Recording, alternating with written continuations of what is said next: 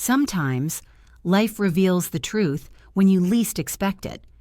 What I discovered about my daughter's life that day changed everything I thought I knew about family, love, and betrayal. My name is Margaretine, though most people simply call me Maggie. Before we begin, I'd love to know where you're watching from. Tell me in the comments. I enjoy reading those little notes, knowing that from near or far we're sharing a moment together. Now let me take you back to the day when a mother's instinct pulled me into a world of secrets and heartbreak I never imagined. It all began on an ordinary Tuesday morning. There wasn't anything particularly remarkable about the day itself. The sun was steady, not too hot, not too dim, just a regular day. But inside me, something stirred. Call it intuition, call it a whisper from above, but I felt an urgency I couldn't quite explain. My daughter, Amelia, had been distant in our conversations lately. She assured me everything was fine, always with that rehearsed brightness in her voice, the kind of tone a child uses when trying to protect a parent from worry. I'd heard it before, years ago, when she was a little girl hiding a scraped knee so I wouldn't fuss. But this time, I felt the weight behind her words, and that weight pressed on me until I could no longer ignore it. So, without calling ahead, without warning, I decided to pay her a visit. Some might say it was intrusive, but a mother knows. When your child is hurting, your heart tells you before your ears ever do. I packed a small bag of things I thought she might need. A loaf of fresh bread, some fruit from the market, and a new cardigan I had knitted. It was meant to be a pleasant surprise, a little gesture to remind her that no matter how grown she was, she still had her mother. The drive to her place wasn't long, but it felt heavy with thoughts. I remembered the day she married Daniel, her husband, tall, well-spoken, with that charming smile that could win over a room. I'll admit, at first I was taken by him too. He promised security, ambition, a life filled with promise for my daughter. The wedding was grander than anything I could have imagined for her, and I told myself, she's in safe hands. But as I drove, flashes of our recent phone calls came back to me. She always ended them quickly, always found reasons why we couldn't meet in person. And when I asked about Daniel, she became vague, almost evasive. A knot formed in my stomach, one that tightened the closer I got to her neighborhood. Pulling up to the street where she lived, I was struck by something that immediately felt wrong. The houses on either side were modest but kept tidy, gardens trimmed, windows polished, a sense of pride in each home. But when I reached hers, my heart sank. The curtains hung crooked. One side of the lawn was overgrown, and the paint on the front door had begun to peel. This wasn't the life I imagined, for her. Not with the kind of money Daniel flaunted. I parked the car and sat for a moment, gripping the steering wheel. I told myself I was overthinking, that maybe she'd just been busy, maybe Daniel had been traveling, and the chores had piled up. But when I stepped out and walked toward the door, I noticed small details that pierced through those excuses. A mailbox stuffed with unopened letters, the faint sound of a baby crying from inside, though Amelia and Daniel had no children yet, and an eerie stillness as though joy itself had left the house. I knocked softly at first, no answer. I knocked again, louder this time, and finally the door creaked open. And there she was, my Amelia. My beautiful girl, who once carried the light of the world in her eyes, now looked worn down, her cheeks hollow, her clothes hanging loose. She smiled faintly when she saw me, but it wasn't the smile of joy. It was the smile of someone trying to mask their pain. "Mother," she whispered, almost as if she were ashamed to say it out loud. My heart clenched. I embraced her tightly, feeling how frail she had become. Inside the house, I caught the faint smell of dampness, the kind that lingers when bills go unpaid and repairs are delayed. As she guided me into the living room, I tried to keep my face neutral, but inside, a storm was brewing. This was not what I envisioned for her, not in the slightest. I looked around discreetly. The furniture was old and mismatched, the cushions worn thin. A single light bulb flickered in the ceiling. And though she tried to quickly sweep a pile of unpaid bills off the table, I had already seen them. At that moment, I knew my instincts had been right.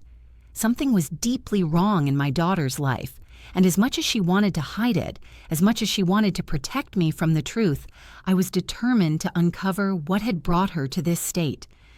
I didn't say anything right away. Instead, I held her hand and asked gently, "Amelia, my dear, what's been happening here?" She looked at me, eyes brimming with tears she refused to let fall. Her lips quivered, but no words came out. And in that silence, I felt the full weight of the journey that was about to unfold, a journey that would test not only my daughter's strength, but mine as well. Amelia tried to keep herself composed as I settled into the old armchair in her living room. She fussed around, straightening pillows that had lost their stuffing, pushing aside magazines stacked high on the floor, as though tidying the room could disguise the truth staring me in the face. But a mother notices the smallest things. I noticed the cracks in the walls, faint water stains spreading like veins near the ceiling. I noticed how the curtains barely covered the windows, thin enough for the cold air to creep through. And most of all, I noticed her hands, trembling as she moved, her nails chipped, her skin pale and dry. When I finally asked if she had eaten, she forced a smile. "Yes, Mother. I had breakfast earlier." But her voice betrayed her. I had raised this child. I knew when she was fibbing, even in the smallest way. I followed her into the kitchen under the pretense of wanting water. What I found made my chest tighten. The refrigerator hummed weakly, but inside it was nearly empty. A small carton of milk, half a jar of peanut butter, and a few apples on the verge of spoiling. That was all. The cupboards weren't much better. A couple of soup cans, a box of pasta with only crumbs at the bottom. I stood there, frozen, as the realization sank in. My daughter was living in poverty. I turned to her, my eyes burning with unshed tears. "Amelia," I said softly, "why is there nothing here? Where is the food?" She shifted uncomfortably, leaning against the counter as though her legs couldn't hold her weight anymore. "Things have been a little tight lately. Daniel's been handling the money. He says business has been slow business." That word cut into me like a blade. Daniel's business had always been a mystery, a parade of vague explanations and flashy investments. Yet I remembered the brand new car he had shown off on social media just a month ago. I remembered the expensive watch he wore when I saw him last Christmas. If business was slow, it hadn't slowed his appetite for luxury. I took a deep breath, trying to remain calm. I didn't want to frighten Amelia, but my heart was pounding so loudly I thought she could hear it. "Tight?" I repeated, keeping my voice steady. "My darling, this isn't tight. This is starvation. This isn't the life you should be living."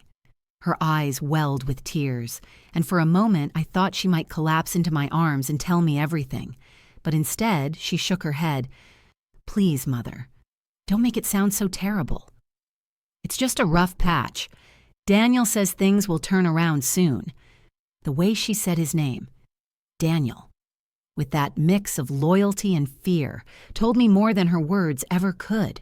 She was protecting him, or perhaps protecting herself from the truth.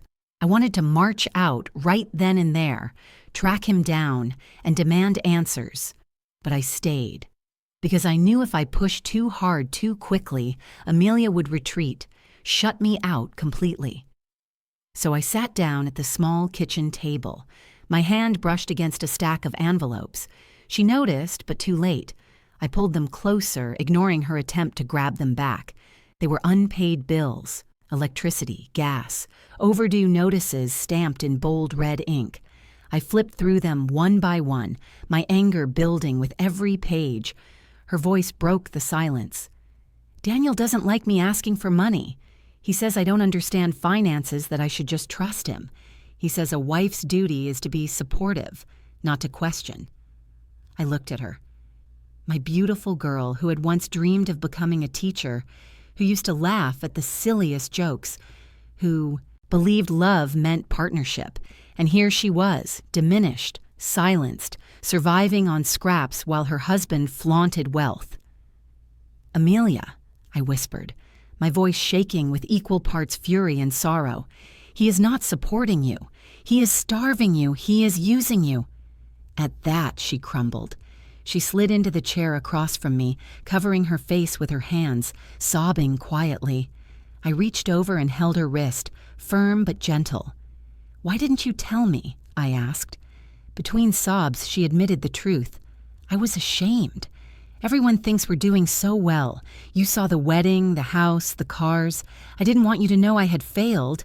And Daniel, he says if I tell anyone, they'll think I'm ungrateful." Ungrateful. That word nearly made me slam my fist on the table.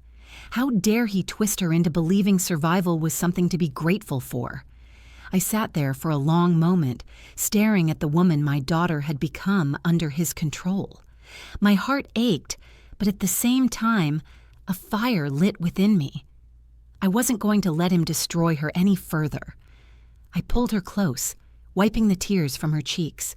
"You have not failed, Amelia. You married a man who deceived us all. But listen to me. You are not alone. I'm here now, and I won't let him hurt you anymore." She clung to me like a child again, trembling in my arms. And as I held her, I silently vowed that Daniel's days of control were numbered. Amelia sat at the table, her face still damp with tears, her body hunched like she was carrying the weight of the world on her shoulders. I reached across and held her hand, but she wouldn't meet my eyes. It was as though she feared that if she looked directly at me, the walls she had built inside herself would crumble entirely. I spoke softly, choosing my words with care. "My dear, you don't have to hide anything from me anymore. You've carried this burden alone long enough. Please, tell me what's been happening." For a long while, the only sound in the kitchen was the faint humming of the refrigerator and the occasional sniffle as Amelia tried to compose herself. Finally, she exhaled, a deep, trembling sigh, and whispered, "It didn't start this way." Her voice cracked, and I could see the war within her, the part that wanted to protect Daniel, to keep up the illusion, and the part that desperately needed to be heard. "When we first married," she continued, "things were wonderful. He showered me with gifts, took me to dinners at places I never dreamed I'd go. He said he wanted to give me the life I deserved. And for a while, I believed him. I thought I had found the man who would always take care of me." Her eyes darted toward the stack of bills still lying on the table, and she gave a bitter laugh. But then, slowly, things changed. "He told me I should quit my job, that it was beneath me, that a wife of his standing shouldn't have to work. He said I should focus on our home, on supporting his business ventures. I thought it was love. I thought he was protecting me. So I agreed. I felt my stomach twist. I remembered how proud she was of her teaching job, how she loved working with children, how it gave her a sense of purpose. And he had taken that from her under the guise of love. After I left my job, everything about money became his domain," Amelia said, her words coming faster now, like a dam breaking. "At first he gave me an allowance, a generous one. I didn't think to question it, but over time the amount got smaller and smaller. He told me his business was struggling, that he had to invest in bigger opportunities, and if I ever asked for more, he'd get angry, saying I was ungrateful and didn't understand the sacrifices he was making for us." I tightened my grip on her hand, my anger simmering beneath the surface. "And yet, he finds money for luxury cars," I said, my voice low. Her shoulders slumped. "Yes, every time he brings home another one, I feel like screaming. But when I confront him, he says the cars are investments, that they'll appreciate in value, that he's doing it for us. And when I press too hard," he yells, "sometimes he won't speak to me for days." The image of my daughter, sitting alone in this half-empty kitchen while her husband paraded around town in shiny cars, was almost too much to bear. But I forced myself to stay calm for her sake. "Have you ever tried to take back control of the money?" I asked. Amelia shook her head vigorously. "I don't even know how anymore. He changed all the accounts into his name. The cards I have only work when he decides to load money onto them, and if I ever question him about the bills, he says I'm stressing him out, that I'm the reason he can't focus on his business." Her words cut deep. This wasn't just financial control. It was manipulation, pure and calculated. Daniel hadn't just taken her money, he had taken her independence, her confidence, her voice. Tears slipped down my cheeks before I could stop them. I reached out and cradled her face in my hands. "Amelia, listen to me. This is not your fault. Do you hear me? Not one bit of this is your fault. A man who loves you does not starve you while he feeds his own vanity." She leaned into my touch, her tears mingling with mine. "I feel so foolish, Mother. I thought I was being a good wife, standing by him, but now I don't even recognize myself. I'm just surviving." Those words, just surviving, struck me like lightning. My daughter, who once thrived with dreams and laughter, reduced to mere survival. My blood boiled, but I forced myself to remain steady. She needed my strength more than my rage. I wiped her tears and said firmly, "Amelia, survival is not enough. You deserve more. You deserve safety, joy, dignity. And I promise you, we are going to find a way to take it back." She looked at me then, really looked at me, and for the first time that day I saw a glimmer of hope flicker in her tired eyes. It was faint, fragile, but it was there. As I sat with her in that small kitchen, I knew this was only the beginning. Daniel's control ran deep, but I would not let it continue. A plan was already forming in my mind, a plan that would change everything for both of us. And though Amelia didn't yet know it, the truth she had just revealed was the first step toward reclaiming her life. After Amelia's confession, I needed to see more. Words could only reveal so much, but a home, every corner, every drawer, always tells its own story. I stood from the table and gently urged her to walk me through the apartment. She hesitated, eyes darting nervously toward the hallway, as though she feared the house itself might betray her secrets. But I insisted softly, "Show me, my dear. Let me understand." She nodded reluctantly, leading me first into the living room. In the daylight, the space looked even smaller than it had at first glance. The furniture was mismatched, secondhand pieces, clearly worn long past their prime. The sofa cushions sagged so deeply it seemed they might swallow a person whole. I noticed the carpet had threadbare patches where the fibers had been rubbed away, and one corner had been covered with an old towel to disguise a stain. My eyes swept to the entertainment stand. There was no television, just an empty space where one might have stood. Instead, a small radio sat crooked, its antenna wrapped in foil in a desperate attempt to catch a signal. For a household where money supposedly poured in from Daniel's ventures, the absence of even the most modest comfort was striking. I said nothing as we moved down the hall. The bedroom was next. The moment I stepped inside, my throat tightened. The bed was small, the sheets thin and faded, patched in places with mismatched fabric. The room bore none of the warmth or intimacy a marriage should carry. No framed photos of happy times, no signs of shared dreams, just bare walls and the lingering smell of damp laundry. Amelia stood at the doorway, wringing her hands. "It's not usually this bad," she whispered, almost apologetically. "Sometimes Daniel brings home new things, but he always takes them back when he says the bills need paying. I never know what will stay and what will vanish." I wanted to weep. My daughter had been living like a guest in her own home, with no stability, no security. We moved on to the small bathroom, the cabinet beneath the sink barely shut, its door hanging loose on one hinge. Inside the medicine cupboard, I saw only a half-empty bottle of aspirin and a worn toothbrush. The towel hanging on the rack was frayed at the edges, washed until it was almost threadbare. The final stop was the kitchen pantry. Amelia hesitated again, but I stepped forward and pulled open the door myself. Shelves that should have been filled with food were mostly bare: a box of crackers, iagi, jar of instant coffee, a can of beans. That was all. The sight made my heart ache in a way I cannot fully put into words. I turned to face her, tears stinging my eyes despite my efforts to remain composed. "Amelia, how long has it been like this?" She lowered her gaze, her voice no louder than a whisper. "Months. Maybe longer. At first, I thought it was temporary. Daniel promised me that everything he spent was an investment for our future. But every time I ask when that future will come, he tells me to be patient, to stop doubting him. And when I push harder, he says I should be ashamed for not trusting my own husband." Her words pierced me to the core. Shame.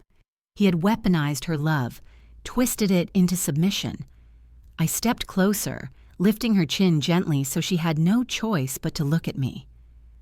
"My child, there is no shame in wanting a roof that doesn't leak, food in your cupboards, warmth in your bed. That is not ungratefulness. That is survival. And any man who denies you that does not deserve your silence." Her eyes filled again, but she clung to a weak defense. "Mother, he says he loves me. He says all of this is just part of building a better life, that sacrifices must be made before rewards come." I shook my head firmly. "No, sacrifice is shared, Amelia. It is not one living in poverty while the other parades in luxury. That is not partnership. That is cruelty."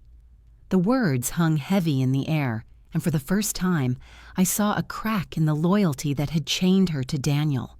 It wasn't freedom yet, but it was the beginning. I guided her back to the living room, where we sat together in silence for a long moment. I could see she was torn, still clinging to the hope that her husband's promises might someday prove true, yet equally aware that his actions told another story entirely. Inside me, a storm was brewing. I remembered my own struggles as a young woman, the years when money was scarce, when every penny had to stretch. But I had endured those years with dignity because I had a partner who fought alongside me. Amelia had none of that. She was alone in a marriage meant to shelter her. And as I looked into her weary eyes, I knew I could not allow this to continue. The time for gentle questioning was over. It was time for action. I reached for her hand, squeezing it tightly. "Listen to me, Amelia. You may think you're trapped, but you are not. You have me, and I will not stand by while you waste away under this man's control." She stared at me, torn between fear and relief. Her lips parted as though she wanted to argue, to defend Daniel yet again, but no words came. Instead, she simply nodded, as though deep down she knew I was right. In that moment, I made a silent vow. Whatever it took, however far I had to go, I would protect my daughter. I would not let Daniel's greed and arrogance rob her of her spirit. What I didn't realize then was just how quickly my vow would be tested, and how dangerous Daniel's wrath would prove to be. That night, after Amelia had finally gone to bed, I stayed awake in the dim light of her small living room. I sat in the sagging armchair, listening to the faint ticking of a clock on the wall, my thoughts heavy and restless. I could still see her face, weary, thin, and lined with worry far beyond her years. I could still hear her words echoing, "I'm just surviving." And I knew with every fiber of my being that I could not allow that to be the life my daughter resigned herself to. I thought back to my own younger years when money was scarce. There were nights when I went without supper so Amelia could have her fill, times when I stitched and restitched the same dress so she wouldn't feel embarrassed at school. But through it all, I had dignity. I had her father beside me, doing everything in his power to provide. We struggled, yes, but we struggled together. That's what family meant. Amelia had no such partner in Daniel. Instead, she had been reduced to begging for scraps while he indulged in extravagance. The more I turned it over in my mind, the angrier I became. Not just at him, but at myself, too. I had believed his smile, his promises.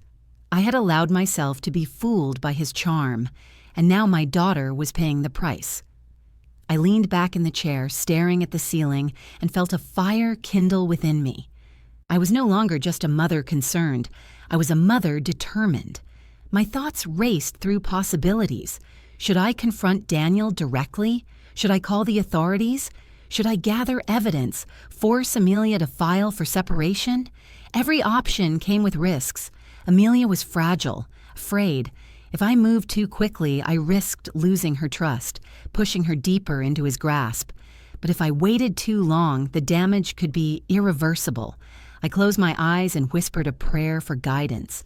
And in the stillness, a memory came to me. Amelia's father, years ago, telling me, "When storms come, you don't just hope they pass. You build a roof strong enough to weather them." That was when my decision became clear. I needed to shield Amelia, and to shield her, I had to cut Daniel off at his roots. His power was his money. Strip him of that, and he would have nothing left to hold over her. I knew Daniel's habits well enough. He loved to flaunt his wealth, the flashy cars, the expensive dinners, the grand gestures meant to impress outsiders. But I also knew he wasn't as clever as he liked to believe. A man that arrogant always left cracks in his armor. Over the years, I had kept my connections.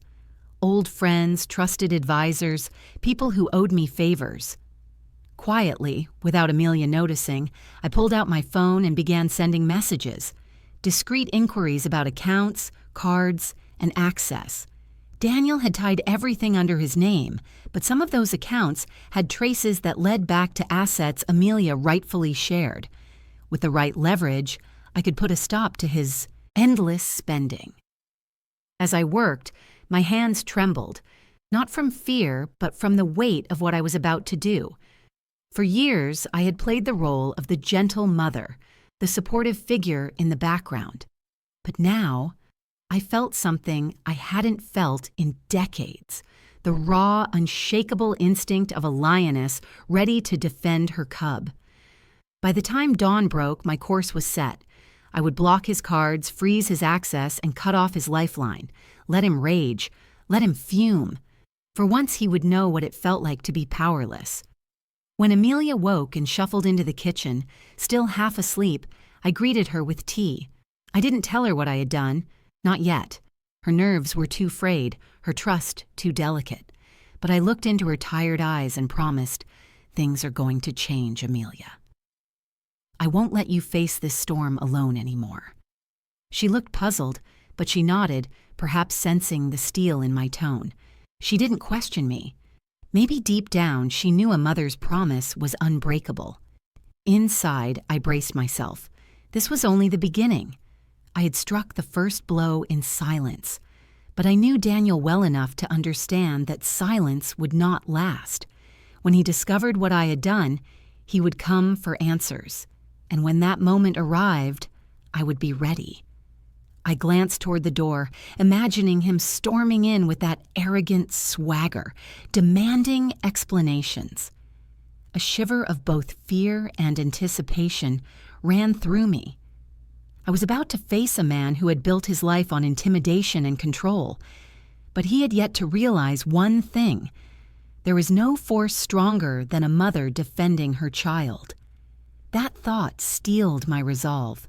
For the first time in a long while, I felt no doubt, no hesitation, only certainty. I had made my decision, and there was no turning back. The morning sunlight streamed through the thin curtains, but I barely noticed it. My mind was sharp, my focus clear. Last night, I had made the decision. Today, I would act. After Amelia left to take a short walk, she said she needed fresh air to clear her thoughts. I set my plan in motion. I opened my handbag, pulling out the small leather notebook where I kept important contacts.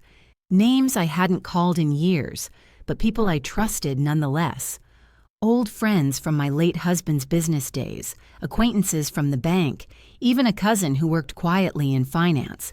Daniel thought he was clever, tying everything into his name, but arrogance is a dangerous flaw. Men like him always leave trails, and I knew exactly where to look. One by one, I made my calls. My voice was calm, polite, but beneath it lay steel. I explained enough to get cooperation, but not enough to stir suspicion. My cousin confirmed what I had suspected. Daniel had multiple credit cards linked to accounts where Amelia's name had once been attached, before he had pushed her to sign them away. That connection gave me the leverage I needed. I moved quickly, requesting holds, freezes, and restrictions. By the time I finished, every card he used to flaunt his wealth was locked tight. His accounts, once flowing freely like a tap left running, were now bone dry. As I hung up the phone after the final call, I sat back in the chair and let out a long, shaky breath. My heart pounded in my chest, not from fear, but from the enormity of what I had done. For the first time, Daniel was no longer in control. I looked around Amelia's apartment. The empty fridge, the worn-out furniture, the piles of unpaid bills, and I felt a rush of grim satisfaction. Every ounce of power he had drained from her was now stripped from him. It was justice, perhaps even vengeance, but most of all, it was protection. When Amelia returned, cheeks flushed from the brisk morning air, she noticed the look on my face immediately. "Mother," she said cautiously, "what have you done?" I smiled faintly, placing my hand over hers. "I've made sure Daniel won't be able to spend another cent of your money on his toys. From this day forward, he'll know what it feels like to be without." Her eyes widened in shock, then fear. "Mother, you don't understand. When he finds out—" I cut her off, gently but firmly. "Let him find out. Let him rage. He has taken everything from you, Amelia. It's time someone took something from him." She sat down heavily, her hands trembling. "He'll be furious. He won't stop until he gets answers. You don't know how he can be." I leaned closer, my voice low but unwavering. "I know exactly the kind of man he is, and I am not afraid of him." But the truth was, a part of me did feel fear. I wasn't naive. I knew Daniel's temper, his pride, his dangerous need for control. By cutting off his money, I had struck him at his very core. It was only a matter of time before he realized what had happened. That afternoon, Amelia and I sat together, trying to enjoy a simple lunch of soup and bread. But the atmosphere was thick, tense. Every sound outside, a car door slamming, footsteps on the sidewalk, the bark of a neighbor's dog, made Amelia jump. I could see the dread in her eyes, the way she kept glancing at the clock as though counting down to some inevitable moment. I tried to soothe her. I brewed tea, told her stories from her childhood, even managed to coax a smile from her once or twice. But beneath her thin smile, I saw the storm building. And then it happened. The phone on the counter buzzed violently over and over again. Amelia's face drained of color as she saw the caller ID, Daniel. She froze, staring at the screen as though it might burn her. "He knows," she whispered. I placed a firm hand on her shoulder. "Don't answer," I instructed. "Not yet." The buzzing stopped, only to start again moments later. His persistence was like a drumbeat, each vibration rattling through the room. Amelia gripped her hands together so tightly her knuckles turned white. Finally, the buzzing stopped for good. The silence that followed was almost worse. Amelia turned to me, her eyes wide with terror. "He'll come here. He always comes when he doesn't get his way." I met her gaze, steady and calm. "Then let him come." Inside, my pulse quickened, but my resolve was unshakable. I had made my move, and now the counterstrike was inevitable. The cards were blocked, the accounts frozen, and Daniel's empire of arrogance had been dealt its first blow. I stood, walked to the front door, and looked out at the quiet street. The sun was beginning to set, painting the sky in shades of red and orange. It was beautiful, yet ominous, as though even the heavens were warning of the storm to come. I whispered to myself, "So be it." Because no matter how furious Daniel became, no matter what he tried to do next, I was ready. For the first time in a long while, I felt strong, strong enough to face the storm, strong enough to protect my daughter, strong enough to stand against him, and deep down I knew the confrontation was no longer a question of if. It was only a matter of when. The hours after blocking Daniel's cards felt like the longest of my life. The apartment was wrapped in silence, yet every sound seemed amplified. The creak of the floorboards when Amelia shifted in her chair, the occasional drip of the kitchen faucet, even the faint hum of the refrigerator struggling to keep itself alive. Each noise prickled my nerves, like tiny reminders that the storm had not yet arrived, but it was close. Amelia and I sat together in the living room. She tried to read a book, but her eyes moved over the same page again and again without comprehension. Her hands trembled as she held it, and at one point she slammed it shut with a sigh, muttering, "I can't concentrate." I poured her another cup of tea, setting it gently before her. "Drink, my dear," I urged. "It will steady your nerves." She looked at me, her expression filled with both gratitude and fear. "You don't know him like I do, Mother," she whispered. "When he's angry, when something doesn't go his way, he becomes someone else." I met her gaze firmly. "I know enough. And I've seen enough men like him in my lifetime. Prideful men who mistake cruelty for strength. He's not the first, and he won't be the last. But what matters is that you're not alone anymore." Her lip quivered, and she reached across the table, grasping my hand. For a moment, the fear in her eyes softened, replaced by something gentler. A glimmer of the girl she used to be, the girl who once ran barefoot through our backyard with laughter spilling out of her like sunlight. That small flicker of her former self gave me strength. I smiled at her and began telling stories from her childhood, times when money was scarce but love was abundant. I reminded her of the time we patched her shoes with cardboard, making a game of it, pretending she was a princess with secret souls of magic. She laughed softly at the memory, the sound fragile but precious, like glass chimes stirred by the wind. For a while, we forgot the weight of what was coming. We simply sat, mother and daughter, bound by shared memories and unspoken love. But beneath it all, the tension pulsed like an unseen current. Every car that passed outside, every voice that echoed faintly from the street, made Amelia flinch. She kept glancing at the door, as if expecting it to burst open at any moment. As the evening wore on, the sun sank lower, painting the room in shades of amber. The light softened Amelia's face, but it couldn't hide the worry etched into her features. She set down her empty teacup and spoke in a trembling voice. "What if he leaves me, Mother? What if after this, he walks away and I have nothing?" I reached across and cupped her cheek. "My darling, listen carefully. If a man starves you, belittles you, traps you in poverty while he feasts in luxury, losing him is not losing anything at all. You will have me, always, and you will have your freedom. That is worth far more than his hollow promises." She closed her eyes, tears slipping silently down her cheeks. "I want to believe that," she whispered. "Believe it," I said firmly, "because it's the truth." We sat together until the light outside faded and the room grew dim. I lit a small lamp, its glow casting long shadows across the walls. The shadows seemed to dance, restless and foreboding, like harbingers of what was to come. Then came the stillness, a heavy, suffocating stillness that seemed to press in on us from all sides.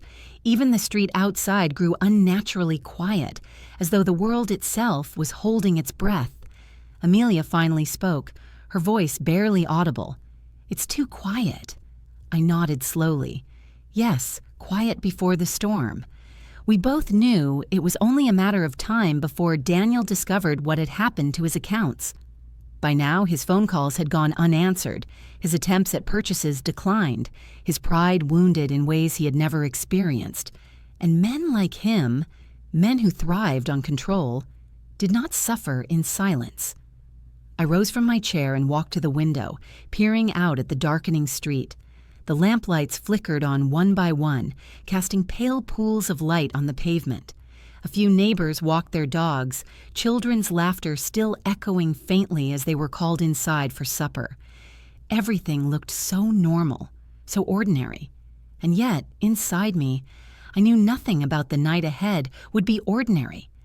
I turned back to Amelia, who was hugging a blanket tightly around her shoulders, her face pale and drawn. I forced a steady smile. Whatever happens, remember this. You are not alone.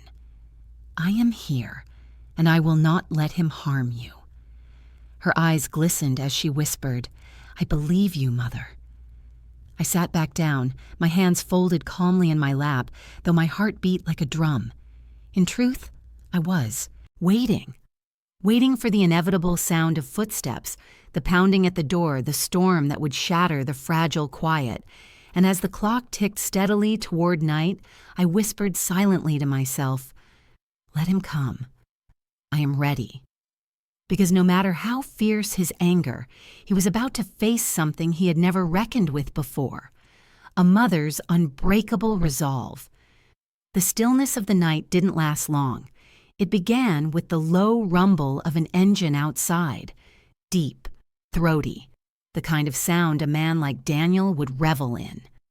Amelia froze where she sat, her knuckles turning white as she gripped the blanket around her shoulders. She didn't have to look. She knew that sound as well as I did. The car door slammed. Heavy, purposeful footsteps crunched against the gravel. A beat later, the unmistakable jingle of keys being tossed impatiently, then silence. That silence was worse than the noise. It was the silence of a predator before the strike. Amelia looked at me, her eyes wide with fear. He's here. I rose slowly, my heart pounding, but my face composed. I placed a hand on her shoulder. Stay calm. Remember what I told you. You are not alone. A furious pounding shook the door. Amelia! Daniel's voice bellowed, raw with anger. Open this door now! The sound reverberated through the small apartment, rattling picture frames on the walls. Amelia flinched at each blow, but I steadied her with a firm nod. I walked to the door, inhaled deeply, and unlocked it. The moment it swung open, Daniel stormed inside. His face was crimson, his eyes blazing, his jaw clenched so tight it looked like it might snap. He carried himself with that arrogant swagger I had always despised, but this time it was twisted by fury. His gaze darted immediately to Amelia, who shrank back on the sofa. "What the hell is going on?" he roared. "My cards. Every single one of them declined. Do you have any idea how humiliated I was today?" I stepped between him and my daughter, my voice calm but firm. "Your humiliation is the least of my concerns, Daniel." He turned his glare on me, nostrils flaring. "You," he spat. "What are you doing here?" "This is my house. My wife. You have no right." I met his glare head on. "I have every right when my daughter is wasting away in poverty, while you drive luxury cars and dine like a king. I've seen the empty fridge, the unpaid bills. You've starved her, Daniel. And now you dare to act the victim?" His fists clenched at his sides, his voice rising to a dangerous pitch. "Don't you dare lecture me. You know nothing about business, about the sacrifices I make. Everything I do is for her, for us. Sacrifices." I shot back, my voice sharp as a blade. "A sacrifice is shared. You have sacrificed nothing. You've indulged yourself while she suffers in silence." Amelia whimpered softly behind me, her voice trembling. "Daniel, please." But he cut her off with a bark. "Quiet, Amelia. Don't you dare side with her." I took a step closer, my eyes locked on his. "She will side with the truth, Daniel. And the truth is, you're nothing but a coward who hides behind money to mask his failures." His face contorted, and for a moment I thought he might strike me. His hand twitched, his chest heaved, but he stopped himself, glancing toward Amelia as though he still cared about appearances. "You don't understand," he said, his voice lower now but no less venomous. "I built this life. I control it. And I won't have you interfering, meddling in things you can't comprehend." "You're right about one thing," I replied coldly. "You did build this life, but it's a life of lies, greed, and cruelty, and I will not stand by while my daughter is crushed beneath it." The room was thick with tension, the air so heavy it was hard to breathe. Amelia clutched the blanket tighter, her lips pressed together as though she were holding back a scream. Daniel's eyes flicked between us, his fury simmering. "So you're the one who did it," he growled. "You're the reason my accounts are frozen." I didn't flinch. Yes, I did it, and I'd do it again. For a heartbeat, silence fell. Thick, suffocating silence. Then he laughed, a harsh, bitter sound that made my skin crawl. "You think you've beaten me? You think cutting off my cards makes you powerful? You have no idea who you're dealing with." I held his gaze, unshaken. "No, Daniel. You have no idea who you're dealing with. You may be her husband, but I am her mother, and a mother does not stand idle while her child is destroyed." Amelia finally found her voice. She rose shakily from the sofa, her eyes brimming with tears. "She's right, Daniel," she whispered. "I can't live like this anymore." His head snapped toward her, his eyes widening in disbelief. "What did you say?" She swallowed hard, her voice trembling but steady. "I said I can't live like this anymore." The fury in his eyes darkened further, his pride wounded more deeply than his wealth. He took a step forward, but I moved between them, my stance unyielding. "Enough," I commanded. "This ends now." The storm had arrived, full of rage, pride, and threats. But standing in that small living room with my daughter behind me, I felt no fear. For the first time, Daniel faced something he couldn't buy, couldn't intimidate, couldn't silence. He faced me. Daniel's chest rose and fell with sharp, uneven breaths, his fists clenched tight at his sides. His eyes darted between me and Amelia, and for the first time since I'd known him, I saw something beyond arrogance in his expression. Desperation. "You think you can stand in my way?" he snarled. "Do you have any idea what you've done? You've humiliated me. You've ruined deals that were depending on those funds." I held his gaze, calm but unyielding. "I've stopped you from bleeding my daughter dry. That is all I care about." His voice grew louder, harsher. "This is my household, my rules. Amelia belongs with me. She's my wife. You don't get to interfere." Amelia flinched at his words, shrinking back slightly, but I stepped forward, refusing to give ground. "No, Daniel. She is not your possession. She is my daughter. She is her own person, and you've treated her as less than that for far too long." His face twisted and he jabbed a finger toward me. "You've poisoned her against me. She used to understand, she used to support me, and now look at her, questioning me, doubting me. You did this." Amelia's voice broke the air, soft but trembling. "No, Daniel. I did this." He whipped around to face her, stunned into silence for a moment. Amelia's hands shook, but her words carried a quiet strength. "I've been silent for years, letting you control everything, convincing myself you knew best. But I can't do it anymore. I can't live in hunger and fear while you play with toys you don't need." His jaw dropped slightly, then snapped shut, his anger blazing again. "You ungrateful—" "Don't you dare!" I cut in sharply, stepping closer to him. "Don't you dare call her ungrateful. She has given you loyalty, love, and trust, and you've given her nothing but scraps. You've betrayed her, Daniel, not the other way around." For a moment, I thought he might strike me. His hand twitched at his side, his eyes wild, but instead he spat venom through his words. "You don't know everything. You think you've uncovered the truth, but you're blind." His lips curled into a cruel smile. "Did she tell you about the debts? The gambling? The nights out while she sat here crying? Did she tell you she begged me not to tell you because she didn't want you to see how pathetic she really is?" Amelia gasped, her face going pale. "Stop it," she whispered. But Daniel pressed on, crueler with every word. She knew about the affairs, too. She just pretended not to, because she'd rather live in denial than face the fact that she isn't enough for me.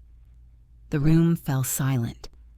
My breath caught in my throat, my stomach twisting at his words.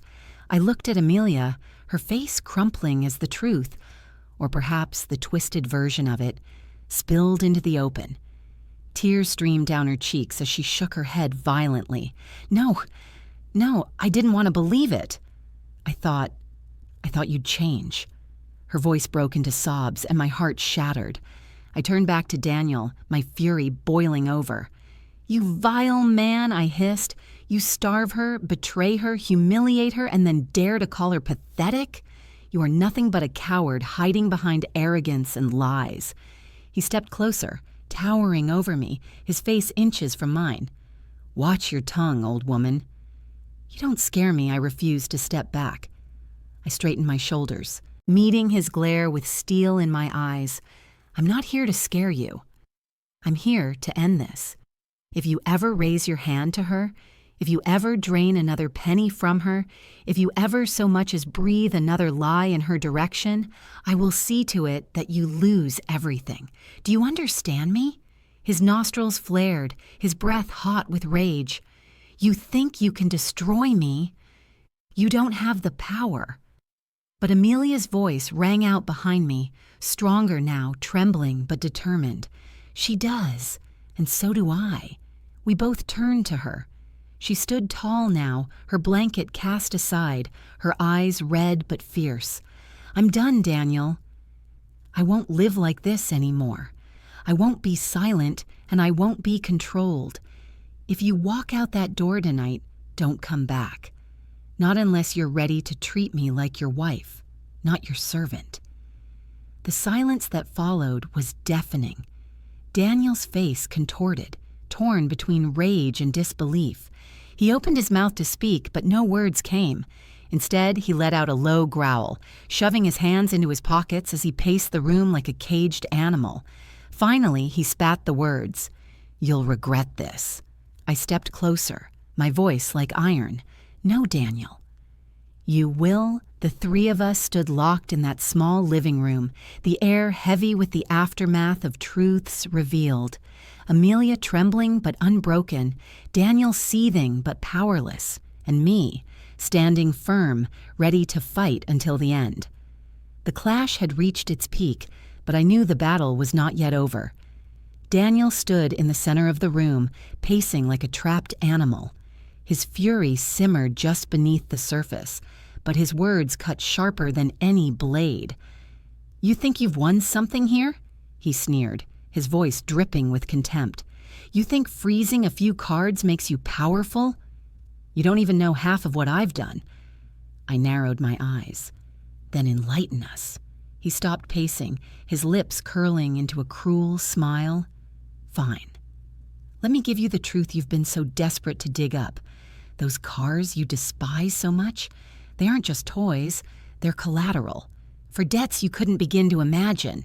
Gambling debts, mother-in-law. Your precious Amelia is tied to every single one of them." Amelia gasped, her hands flying to her mouth. "No.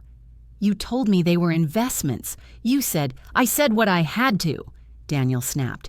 "Do you think I'd admit I was in debt to men who don't take kindly to being unpaid? Those cars are the only thing keeping them at bay." Amelia's knees buckled, and she sank onto the sofa. Her voice trembled as she whispered, "So all this time, the reason we had nothing, it wasn't because of business struggles. It was because you gambled it away." He smirked. "Exactly. You think I was going to tell you that? You'd have run crying to your mother years ago. I couldn't have that. My blood boiled. So you chose to let her starve instead. To sit here in squalor while you strutted about, pretending to be a man of wealth." He threw his hands up dramatically. "I gave her a roof over her head, didn't I? I kept the wolves from the door, didn't I? If she'd just stayed quiet, we could have kept going." Amelia's voice rose suddenly, breaking through her tears. "Quiet? You wanted me to starve in silence while you risked our lives at a poker table? While you fed your ego and your addiction? That's not protection, Daniel. That's betrayal. The look on her face, a mixture of devastation and fury, nearly brought me to tears. I had longed for her to find her voice, but I had not anticipated how much pain it would carry when she did. Daniel's smirk faltered for the briefest moment, then hardened again. You think this is betrayal? You haven't heard the half of it. He leaned forward, his tone vicious, each word dripping like poison. You remember those nights I told you I was traveling for business, Amelia? Those weren't meetings. Those were affairs. Dozens of them. Women who knew how to appreciate me without nagging, without questioning. And while you sat here, clinging to your precious little loyalty, I was out living. The silence that followed was deafening. Amelia stared at him, her face pale as chalk, her eyes wide with shock. Her lips parted as though to speak, but no sound came. Finally, she whispered, "How could you?" Daniel shrugged, his arrogance shining through. Because I could. Because you were too weak to leave, too afraid to be alone. You needed me, and I took what I wanted. That's how the world works. I stepped closer to him, my voice low and cold. No, Daniel. That's how cowards work. Real men build their homes. They protect their wives. They don't gamble away their future and betray their vows. He laughed bitterly. You think you can shame me? You think she'll walk away now? She's nothing without me. She has no money, no job, no future. All she has is me. And when she realizes that, she'll crawl back. Amelia rose slowly from the sofa, her body trembling but her eyes blazing with a strength I had not seen in years. You're wrong, Daniel. I may have nothing, but nothing is better than you. Her words sliced through the room like lightning. Daniel's smug expression faltered, his mouth opening in shock. I'd rather rebuild from nothing than live another day in your shadow, she continued, her voice growing steadier. You took my job, my independence, my confidence. You even tried to take my dignity, but you can't have it anymore, not one piece of me. Daniel's jaw tightened, his eyes narrowing. You think you can survive without me? You'll regret this. Both of you will. I stepped in front of him, my voice sharp as steel. No, Daniel. The only one who will regret anything is you. Because today, you've lost the one thing you could never buy, never control. Her love. Stared at me, his face a storm of rage and disbelief. For a moment, he looked like a man unmoored, stripped of the illusions he had built around himself. And in that moment, I realized he wasn't just furious. He was afraid of losing the control that had defined his life. The silence stretched, heavy and suffocating. Amelia's tears fell freely, but she stood tall beside me. Daniel's chest heaved, his pride shattered, his secrets laid bare. And I knew this confrontation had not just exposed his betrayals. It had changed everything.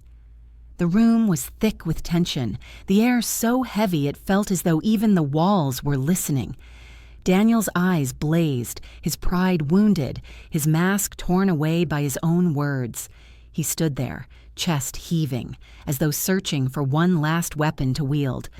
But arrogance was all he had left. You think you can just walk away from me? He barked at Amelia.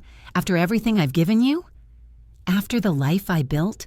Amelia met his glare with trembling defiance. What life, Daniel? Empty cupboards? Cold nights? Lies and betrayal? You didn't build a life. You built a prison, and I'm done living in it. Her words struck him harder than any slap could. He faltered, his mouth opening but no sound coming out. For the first time since I had known him, Daniel looked small. I stepped forward, seizing the moment. My voice was calm but carried the weight of years of wisdom. Daniel, you fed your pride with her sacrifice, but pride does not last. Love does, and you have destroyed that with your greed. You've lost her, and now You will answer for it." His jaw tightened, his eyes narrowing into slits. "Answer for it? To who? You?" I lifted my chin. "To the law. To the very debts you thought you could outsmart. Do you think your gambling, your affairs, your financial manipulation can stay hidden forever? I've already taken the first step. Your cards are blocked, your accounts frozen. The rest will follow. You can shout, you can threaten, but you are finished." The words hit their mark. I saw the flicker of fear flash in his eyes, a brief crack in the facade he so carefully wore. He masked it quickly with anger, but I had seen it, and Amelia had seen it too. Her voice rose, steadier now, stronger. "You always told me I was nothing without you. But tonight I've realized the truth. You're nothing without control. And now that it's gone, you're just a man. A broken man." Daniel's face twisted, his pride warring with the reality that his grip on her was slipping. He slammed his fist against the wall, the sound making Amelia jump, but I stood firm. I would not let him win this final battle through fear. "Enough!" I thundered, my voice echoing through the apartment. "You will not raise your hand in this home. You will not threaten her again. Leave now, Daniel. Walk out that door before I make the call that will ruin you completely." His nostrils flared. "You wouldn't dare." I held his gaze, unwavering. "Try me." The silence stretched. For a long moment, none of us moved. The only sound was Amelia's quiet breathing, steadier now, as though she was drawing strength from every word I spoke. Finally, Daniel broke the silence. He let out a bitter laugh, shaking his head. "You think this is over? You've made a dangerous enemy tonight. Both of you." Amelia stepped forward, her voice ringing clear, her fear gone. "No, Daniel, you've made enemies of yourself. All we did was finally stop believing your lies." Her words filled me with pride. My daughter, fragile, silenced, broken by years of manipulation, was standing tall at last. Daniel glared at us one final time, his pride crumbling, his power slipping away. He turned sharply, yanking the door open so hard it rattled against the wall. Before stepping out, he threw one last venomous look over his shoulder. "You'll regret this," he hissed, and then he was gone. The door slammed shut and the sound reverberated through the apartment like the final note of a song. For a long while, Amelia and I just stood there, staring at the closed door. The silence was deafening, but this time it wasn't filled with dread. It was filled with release, with freedom. Amelia collapsed into my arms, sobbing. But these were not the sobs of despair. They were sobs of relief, of exhaustion, of a soul finally breaking free. I held her tightly, stroking her hair, whispering, "It's over, my darling. It's over." She pulled back, her face wet with tears, but her eyes brighter than I had seen in years. "Mother," she whispered, "I thought I'd never find the strength to stand up to him. But tonight I did. Because of you, I kissed her forehead. No, Amelia. You found it because it was always there. I only reminded you." The weight in the room seemed to lift, like chains falling away.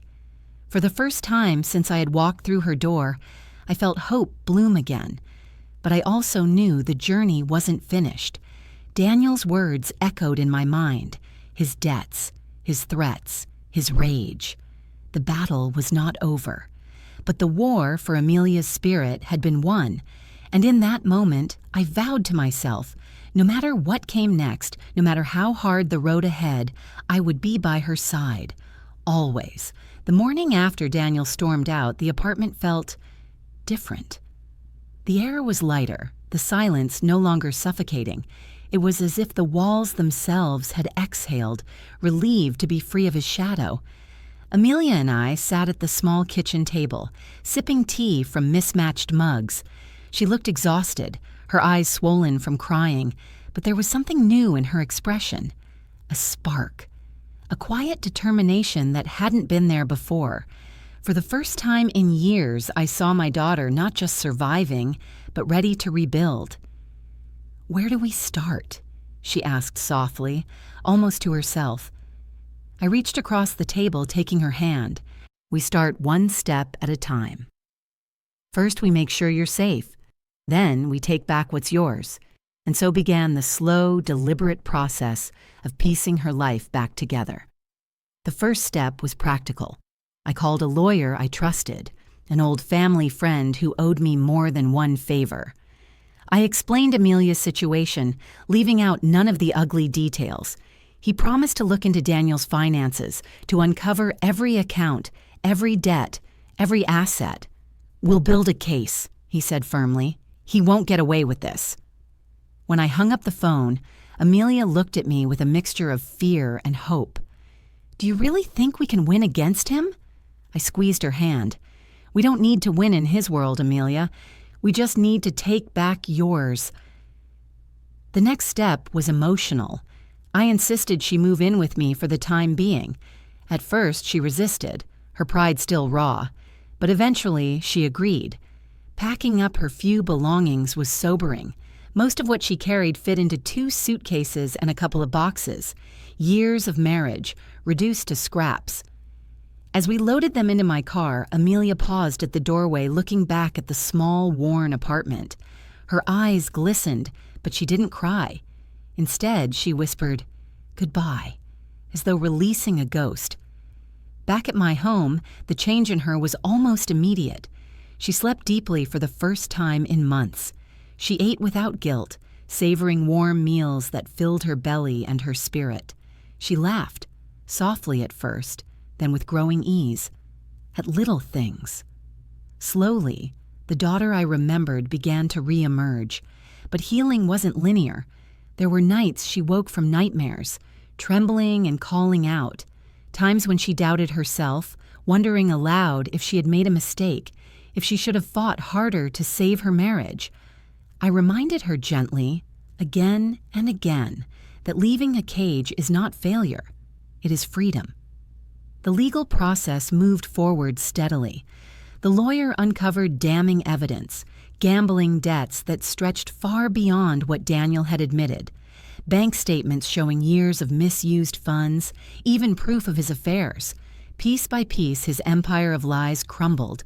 I'll never forget the day Amelia held those documents in her hands. She looked at them, her eyes scanning every line, and then she let out a breath she'd been holding for years. "It's all real," she whispered. "I wasn't crazy. I wasn't imagining it." I pulled her into my arms. "No, my darling. You were never crazy. You were manipulated. And now the truth is here, and it's stronger than any lie he told." Slowly, she began to reclaim her independence. She applied for jobs again, brushing the dust off her teaching credentials. The first time she walked into an interview, she was terrified. But when she came home with a small smile and said, "They want me to come back next week," I nearly cried with pride. It wasn't about the paycheck, it was about the dignity, the knowledge that she could stand on her own 2 feet again. Meanwhile, Daniel tried his usual tricks. Angry phone calls, messages filled with threats and pleas. But Amelia didn't answer, and when he finally tried to show up at my house, the lawyer's restraining order kept him at bay. His power over her was gone. Day by day, Amelia grew stronger. Her laughter returned. She began to dream again. Small dreams at first, then larger ones. She talked about saving for her own place, about planting a garden, about traveling someday. And as I watched her blossom, I felt something inside me shift too. The fear, the anger, the helplessness I had carried since that first visit began to fade. In its place was pride and gratitude. My daughter had been broken, yes, but she was not defeated. We sat together one evening on my porch, watching the sun sink below the horizon, painting the sky in brilliant shades of orange and gold. Amelia leaned against me, her head resting on my shoulder. "Mother," she whispered, "I don't know what would have happened if you hadn't come that day." I kissed her forehead, my heart swelling. "That's what mothers do, my dear. We come, even when we're not asked, especially then. The road ahead would not be easy. There were still court dates, still debts to settle, still scars to heal. But for the first time, the future looked brighter. And as the evening air wrapped around us, I knew with certainty that she would not just survive. She would thrive. And so, that is how I found my daughter living in silence, stripped of dignity by the very man who promised to protect her. And how, together, we found the courage to take her life back. It wasn't easy. It was painful, frightening, and messy. But I learned something through it all. A mother never stops being a mother. No matter how grown your children are, when they stumble into the shadows, you light the way. Daniel thought wealth was power, but true power lies in love, in resilience, in the unbreakable bond between a mother and her child. He lost everything that mattered because he never understood that. To those of you listening, especially those who have lived long enough to see generations after you struggle, never underestimate your voice, your presence, your wisdom. Sometimes love means stepping back, but sometimes love means stepping in, even when you're not invited. Thank you for listening to my story. Now I'd love to hear from you. Where are you watching from? And what lessons have you learned about protecting the ones you love? Share them in the comments. I promise I read every word. Until next time, remember, it's never too late to stand up for what's right, and it's never too late to save someone you love.